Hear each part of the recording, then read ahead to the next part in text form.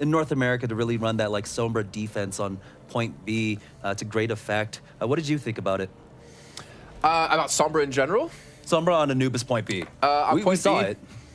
So many times that we've seen it, it's so damn successful. It's almost too easy. It makes me believe that I could actually play Sombra because of how easy it looks sometimes. And obviously it's not, because the fact is you have to monitor your hacked health packs, right? You have to know when to EMP versus when not to. You have to trust that your team's going to be picking up these health packs. It's just, it's whether or not, I think, if the enemy team can bait out your EMP, or I still say Fair Mercy, like on second point, is pretty decent against it. As long as your Mercy doesn't get hacked, you get the res off because they're going to commit quite a bit to that EMP, and then you get the refight. Maybe Ginger Pop, can chime in about that or something like that since he plays a lot of Mercy. But I mean, Sombra's really good. At the moment, we're seeing Toronto sit on it with attack. That paired with the Pharah, I don't know about. That's a little bit risky to me because Sombra's really going to depend on a Tracer or a Genji to pick up health packs, but you also unlock more potential with a Tracer Genji for the fact that you can be more aggressive with those two heroes, pick up a health pack and get back in, and then know you have an EMP for the reset. And obviously, as we do as casters talk about a pick, it gets changed last second. We look like idiots. Yeah, but on the side of LG Evil, they're going for that 2-2-2. Once again, we're seeing the Divas out for both sides. Note and Vol. Winston's, of course, Cynic and Super dropped a little low. Is going to have to back off as Jaru is getting challenged right now by Vol. Jake just trying to run away and kite yet again here, but they finally been able to actually lock him down when they were unable to on Numbani. So with him falling, they actually have the potential to take this point here. They get a decent on a Volt too. If they can finish off that kill, it'd be huge. Yeah, we've seen a lot of teams actually struggle here on point A defense, and it's kind of just become a foregone conclusion that it's gone. Not very often we actually see the full hold coming out, as the trades are coming back and forth. For the side of Toronto Esports, they were able to clean up Vol, 2 ticks almost on the board there. And now we do have Jake on the high ground. He might be able to contest. Note has been taken out of his mag, and wow! He gets from the kill. Up top, Jake gets the kill onto Cynic. And they're gonna drop down, and Luda's gonna fall eventually after that. The post one's gonna come through and actually catches onto Jake. So here there actually might be an opportunity for Toronto to actually turn this around. Snow's at 8% on his res, so no more chance for him to use it, but he dies yet again here. Super focuses him down. And Toronto, you got 2/3 of the way through. You got about 90% built up, but you're not gonna close this one out for now. I feel like that might have been a misplay coming out from Snow. Jumping right into the middle of a Winston when you had the Pharah a split second behind you. He could have just backed off, pocketed her, put the damage boost onto Jaru, and then try and hope that Oni God survives. The first time he did die was because he was on the ground, and Jaru was on the ground too. So I'm actually wondering, why was Jaru on the floor of the map when he should have been up to help Snow? Maybe he's trying to pick up people inside that small little room. But again, we know where Toronto wants to go with it. They want to dislodge Jake. They want to prevent him from having that high ground control, which they did very well doing. But they're in an old deficit here, and Snow dies again the 3rd time. This man is being focused down so heavily by LG Evil. It feels like they have a game plan every single time when they approach these fights on the side of LG Evil. Snow and Cynic. Take out the Winston, take out one of the supports, primarily Snow. We saw on Gibraltar, excuse me, not Gibraltar, on Numbani that it took Snow a really long time to build up his first Transcendence when he was on Zenyatta. He was, I believe, he got his first one at the 1 minute mark, maybe 1:30, which is generally not where you want to be in charging your support ultimates. Hey, I feel like when I can do that, I feel pretty proud of myself, okay? Yeah, no, you're right. Like, you need to be able to try to solve a little quicker. But again, it's kind of his fault, not his fault. It's not his fault because he didn't have people to fly to stay safe. And right now he's actually waiting for the rest to come through, which is going to get a 3-man. But the follow-up after this, what's it going to be? Self-destruct comes out from Vol, but it's not going to connect onto anyone. Sound barriers were used on both sides. That's going to allow Onigon to get the kill onto Jake. Now, Super on the point, contesting so far. Orb of Discord on Note so far, but he's still at 25. He's getting healed up right now. Now he's readjusted his focus onto the Lucio, takes him out with the help of Trade. All right, so this ideally should be Toronto taking the point here. They have more than enough people to finish this one off, and they've gotten definitely enough kills. Trade's just trying to be annoying. Rob going to be switching over to the Sombra now to deal with this second point take when it comes in, and luckily for him, he died early enough that he can get 2 hacks in onto those megas, or at least onto 1 mega and onto a mini to prevent Toronto from just kind of rushing through. But also switch coming in the camp here, Toronto, going to a Roadhog. So what to me that says is they want to get that initial pick and then turn it into a point take. Ideally, he catches Rob. He catches the Sombra and prevents any sort of EMP from coming through. Or if he catches Jake, that's a big amount of DPS now lost.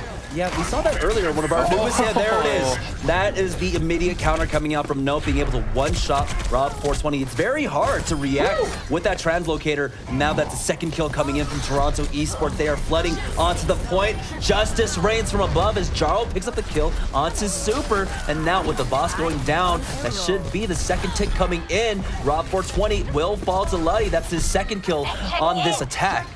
All right, well, there we go. Toronto going to close that one out. Notes coming up big for his team. Not only does he take down Rob with the Sombra, he takes down Train on Tracer and allows them to transition into a clean second point take. So they struggled on the first, but hey, doesn't matter if you struggle on first because of how much time you get going into second. They have 4 minutes and 3 seconds remaining. Really well done by Toronto. And I feel like the points we were making earlier on about them and where they were kind of lacking in the inability to kill certain targets completely changed going into Temple of Anubis. Yeah, what I really liked was Note swapping off onto that Roadhog. You called it out early on.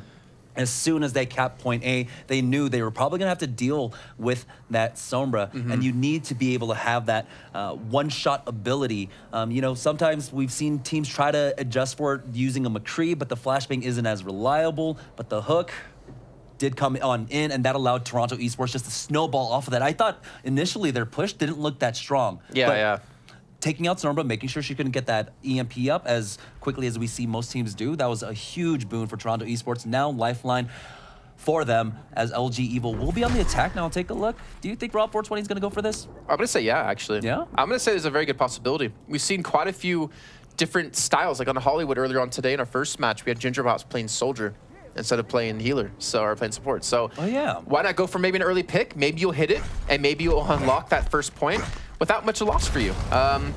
Knowing me trying to guess this, he's probably going to switch back, so I'm not ready to be too committed to this. But it is a possibility, and it has potential to work, as we've seen plenty of times. Yeah, so 20 seconds left for them to lock in this roster. Snow, though, currently hovering on that Sombra for their point A defense. I want to see which mega health pack he's actually going to go for. I think he's going to go for the high. Yeah, he's going to take this one away because I think they're assuming LG Evil's going to go high ground here and use Jake on the Soldier to just hammer away from above. So if they take this to actually prevent a lot of extra healing that LG Evil's going to get, especially if they're running only one support.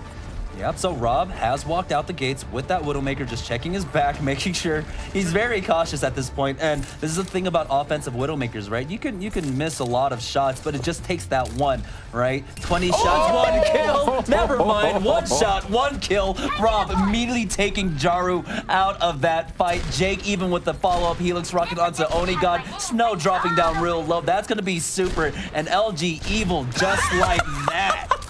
I'm sorry. We talked about, like, you just need that one shot. He hits the first shot, but then misses everything thereafter. But it doesn't matter because his team's there. They're going to clean this one up here. And that's what we talked about, right? The kill potential out of a Widow. You don't normally expect it to come through, especially out of a support player. But if you could take down a Genji and you could open up and crack open that point, that's insane. I already called Rob 420 the opener before. He's just proven it again. Now here we go. He goes in for that grapple shot. Style points coming out from Rob 420, but he's going to swap off onto the Sombra. So they're going to stay with this solo support composition. Jake even swapping off. We did see this, I believe, out of him at the show match between USA and Canada just this last week. So the Reaper can be very good. It actually has a lot of longevity when it comes to these points and deals really well with tanks. Especially like a Tracer or Genji, if you get in close range of him, he can practically one-shot you, or he can one-shot you. So you have to be very careful. And it's very easy to play a Reaper into a Sombra because the fact is, you don't need your shift. You don't need your E to do damage or to do anything. You just have your raw Hellfire shotguns. I bet Jake wished he had his shift there, though, the Wraith form, to walk away from that as they forced them back. And so that was the saving grace for Toronto Esports. Even though they lost that point relatively decisively, they were able to stall out long enough for Snow to build up his ultimate off the hacked health packs. I wonder what would have happened if Snow wasn't playing Sombra initially. Because we did see, right, LG Evil switched to Sombra's second point, but they weren't able, with them being really aggressive, but they weren't able to actually get the EMP quick enough. So if there was no EMP there, I wonder if LG Evil would have been able to take that point.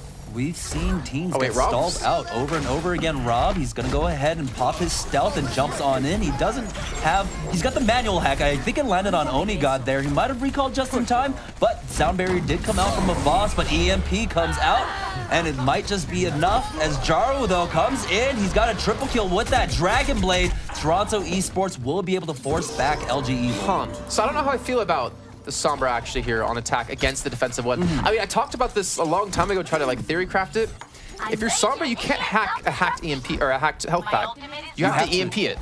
And you're not going to commit your EMP to just a health pack, right? And it's going to take you a lot longer to build yours up because you don't have any, set health packs to use already. So I think he's trying to unlock Jake a little bit to use that Death Blossom. But at the same time, I don't know how I feel about him kind of being the only support. And if Snow can keep hacking, these 2 or 3 health packs around this point, you're not going to have a chance to really do much as Rob.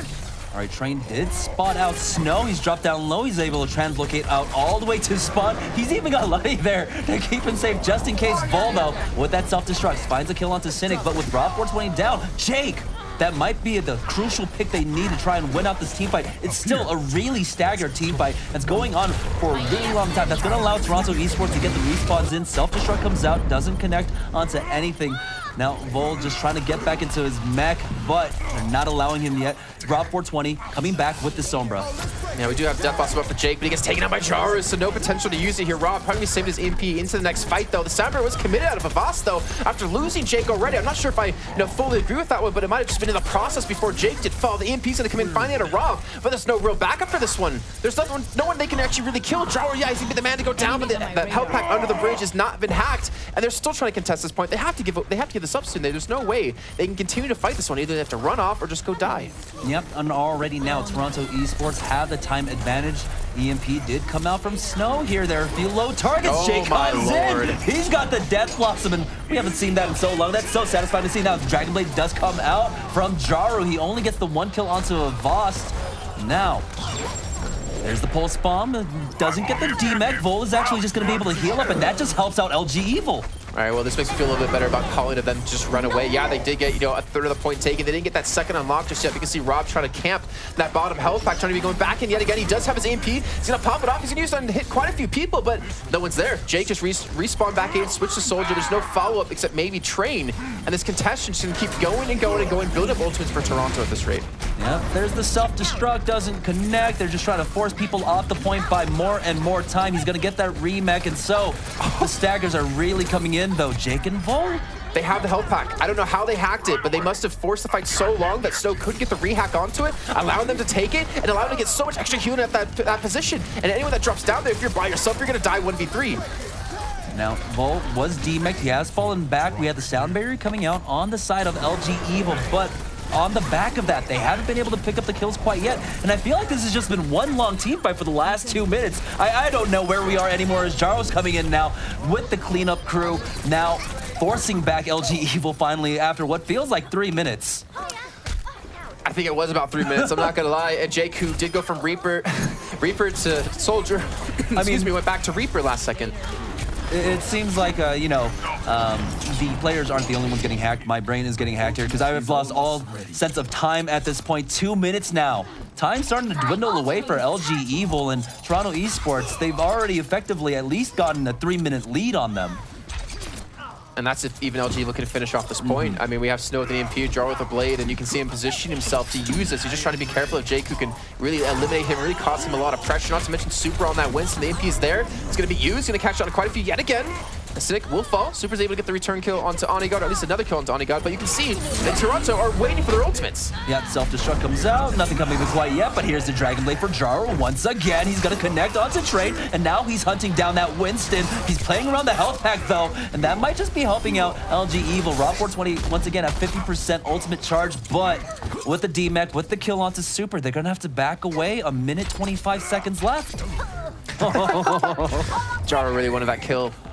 And LG Evil really want to take this point with their ultimate usage, and that we've been talking about, using minimal amount of ults to take points and to defend, has not been there so far on the second point. We've seen, I want to say, a little bit of sloppy play, like EMPs timed awkwardly without Jake's Death Blossom, and obviously Trey with Pulse Bombs, you can't really count him as using ultimates because he's just trying to get those picks to allow them to push into the point here. But with a minute left, LG Evil have the pressure on them. Onigod's in a great position yet again above them. He almost had his Pulse Bomb up, which would have been so detrimental to LG Evil that could have actually stopped this fight before it began.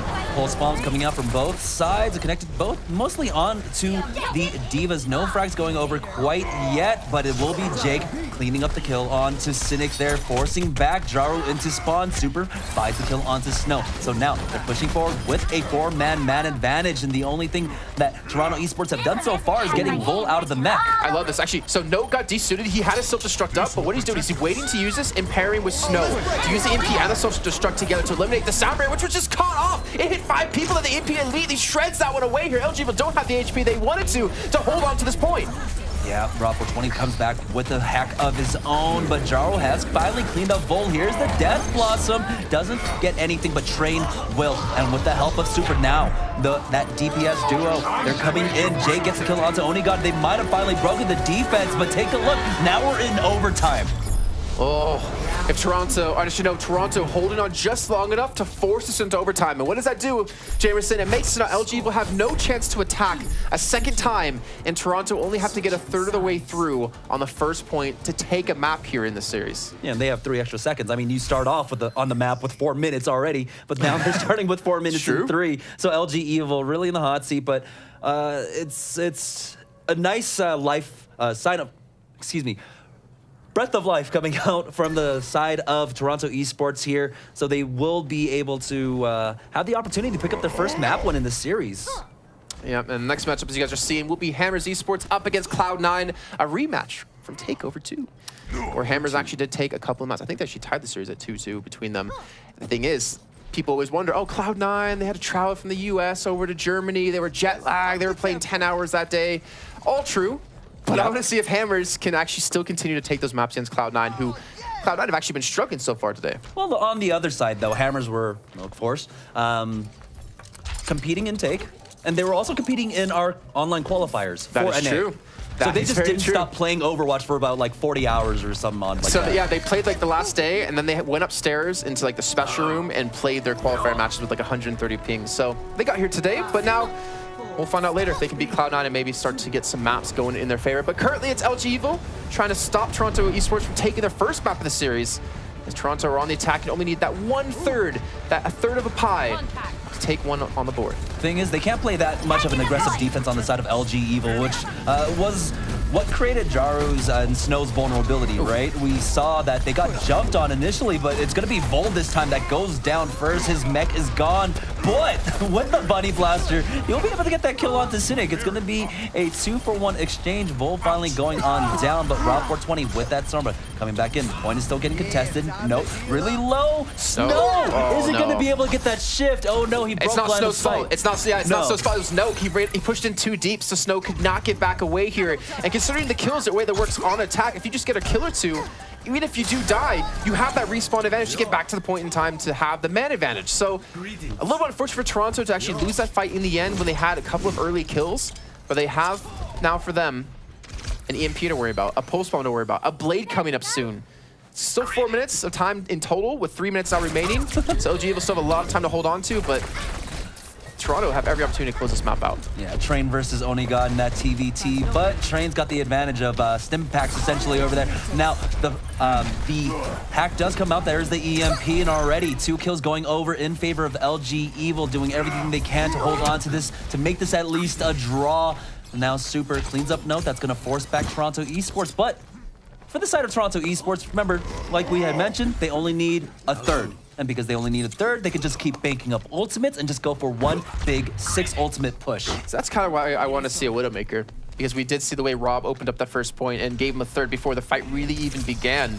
But I'm not sure if Toronto really have that in their pockets, in their kit of potential heroes to play. But Jared Thafari, he's actually really done some decent damage. On the first attack, he did get the deuce onto Bull really early on. But Snow, again, being pressured on a sliver of HP. He's going to fall again! That's both supports gone. Avast and Super picking up Letty and Snow. 3 kills already going over in favor of LG Evil, and Toronto Esports trying their best to make it out of here, but they're just chasing down D.Va.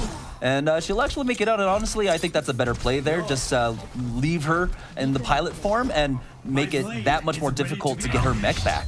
Yeah, so either you have to hit these shots, which she's actually not being given an opportunity to hit, or go back and change, but then you're going to lose yourself a struck ult %. So, really smart played by LG Evil. Minute 30 now to go. Remember, it's 4 minutes and 3 seconds, and there's only a minute 30 left, and they've made no progress on the point. They do have the res. Rob's going to have his EMP, though, to stop Snow from getting any sort of res. And not to mention, Snow's had such a tough time even surviving, but he's been able to get behind the enemy team. The safety he has here in this position, if he just stays healing and doesn't get pressured too heavily by Jake, it should be fine, and you do have that res potential. Oh, Snow tried not to give away his position, but Jaro was brought down to 7 HP, so he had to just Guardian Angel up there.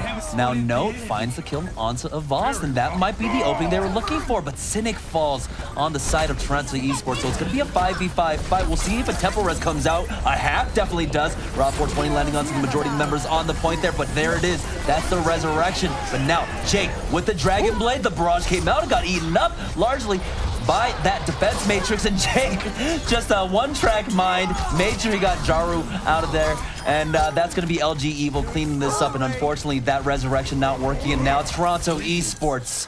They had 4 minutes, now they're down to 30 seconds. And Evil did that without even using a sound barrier, which they're going to have now for this last fight. Snow switched over to Zenyatta, realizing there's no point using the Mercy anymore when you don't have that res available. And Jake just showing what he really can do on Genji. He just, one track right as I said, he really wanted that Pharah. He really wanted Jaru. I like how this hack, though, allows Train to be so much more aggressive in this 2v2, as you said. He's able to constantly deny that positioning, get a lot of early chip damage in. Now Jake is very low on HP. He needs to survive this one, which is going to force the Cyber of Avast, who hits all 6 targets. Yeah, sound barrier pretty good. It actually kept Vol alive through that pulse bomb, and just like that, LG Evil putting up the defense of their lifetime here. Gonna make this a draw, it looks like, as they're getting cleaned up. EMP even coming out from Rob 420 to put the final nail in the coffin there. And somehow LG Evil just holding on against Toronto Esports. And so we're gonna have, I believe, a 3-1 scoreline? Yes. I believe so. No, yeah, that should be it. Yeah. So they're each going to be awarded a map win, as there really are there's no precedence for map ties. That's not going to help in any way. There's no tiebreaker. I love the draw. Like it's that, like, but we're not going to show you any team. Yeah, well, I mean, either way, that was LG Evil at the end, really showing smart use of ults. Ult usage, I guess is the right word, Jason. Good job. Like we did coin them for on Nimbani, where on Nepal was a little bit more tricky. But Toronto, I mean, they tried the Far Mercy. They tried, and Snow kept dying, and they couldn't get any damage. I think, no, I take that back. They got damage in, they just couldn't close out any kills. And that's because I think Jaru was playing the Pharah, but they also need the Genji to clean up things. Yeah, and I actually thought that Onigod was doing a pretty good job on the ground on Tracer, but they still weren't able to get those kills. Finally, they were able to get that fight on their first attack, and then they were able to roll it into second, and we talk about kill potential. Well, Roadhog actually gives you quite a bit of that, and they really utilize Note on that second point. Yep, I mean, that's exactly what you want to see, right? And I wonder if we're going to have a lot more Roadhog come into play. But at the same time, I wonder if that Sombra was there in the beginning, like we did see, obviously, with side swapping, would the MP have been enough to stop that attack from being successful? It's kind of like a really slippery slope to play on the defense there when you lose that first point like that, and you have to switch heroes and also not have ultimates up. Yeah, one of the things I want to really point out is, once again, LG Evil, their target selection has been fantastic. We see on the onset of most of these fights, a support is going to go down. It was primarily Snow, but they were having such a difficult time just building up their ultimates. So even though that they had 4 minutes and 3 seconds right on their secondary push, it took a super long time for the resurrection to come out. I believe the first res that Snow had, came in with like a minute 30 left. Yeah, around there. Yeah. And so that's the pressure that we're seeing coming out from the Winston on the side of LG Evil. Yeah, well, let's talk about LG Evil a little bit as well with that offensive Sombra. I mean, that was just such a sloppy attack on their end, and I think that sloppy picks. I didn't even think that was a possibility. But what do you think about that attack, Sombra? So I've always wanted to see it just to see how it can be played out. I think the way it worked is what we saw, where you have your team fighting constantly on that point long enough to get your hack on that mega under bridge. And once you have that staple position, because you're forcing the enemy Sombra to play defensive to make sure to defend the point, you eventually get that one built up. Maybe you can get a second there, and then it comes down to if you can maintain those, which prevents the EMP from being a factor, because you're not going to build up the EMP as quickly as you need to without those health packs hacked for your side. So I think the logic's there. The execution wasn't fully there this time, which was a little unfortunate, but you can definitely see that LG Evo are not afraid to try different things, right? To try something maybe a little bit new, and to try something that can stop the